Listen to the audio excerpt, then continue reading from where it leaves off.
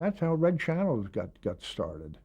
Is that they went and they said that so and so was a communist, and people, and then they would say to these companies that if you keep this commie on your program, we're not going to buy any of your Wheaties. And that would be the end of that actor, of course. Were you aware of that at the time? No, no. To tell you the God's honest truth, I wasn't. I wasn't.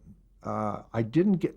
Like I say, I was an ex-Marine, and they said treat actors like you would an officer, and that went for actresses, actors, directors. The only time I ever spoke to them is when, like especially on a soap opera, they were the worst because you would, and I of course didn't do the soaps. I just filled in for vacation and things like that. But when I walked in, they'd be sitting at a table and they'd have a talk down, and they'd be drinking coffee, and they'd say, "Oh, what did you do this weekend, Marge? Well, I went here, I went there, and yeah, oh yeah, and yeah, and so and so's having a baby, and what do you think of this and this?" And then sometimes it was politics. Well, what do you think of so and so and so? Well, I think so and so and so and so. And it got so, that everybody was afraid to say anything. And I wasn't aware of it because I'd do my Times crossword puzzle. And when I had a time, when the cue came, I'd ring a phone or do whatever I had to do. But I never went over and sat at that table and got into the conversation, nor would they want me to. Were you asked ever to sign a loyalty oath? Not at that particular time. When you went with CBS, you signed a paper that you wouldn't do anything detrimental,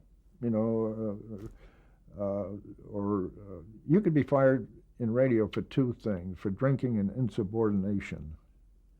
Like if I spoke to an actress or a star actor, and I said, well, and told her off or him off, I could be fired, or if I got caught drinking.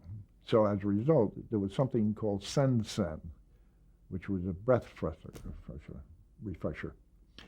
And, when they had to go down to Colby's was at the bottom of 485 Madison Avenue, where the radio came from.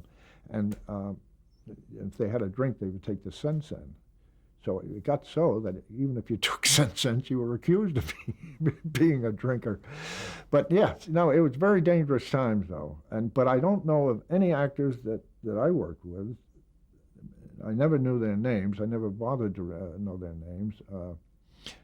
Just a few that were involved with that. They mostly went after Hollywood. When I got into radio in '51, it was starting to fade a little bit, but the diehards didn't think that television were going to, do anything. As a matter of fact, Arthur Godfrey, his radio program, and Gary Moore, his show, kept CBS in the black in those early days. And the Arthur Godfrey, those two shows, Arthur Godfrey and Gary Moore. But Arthur was still on. He was doing radio and television.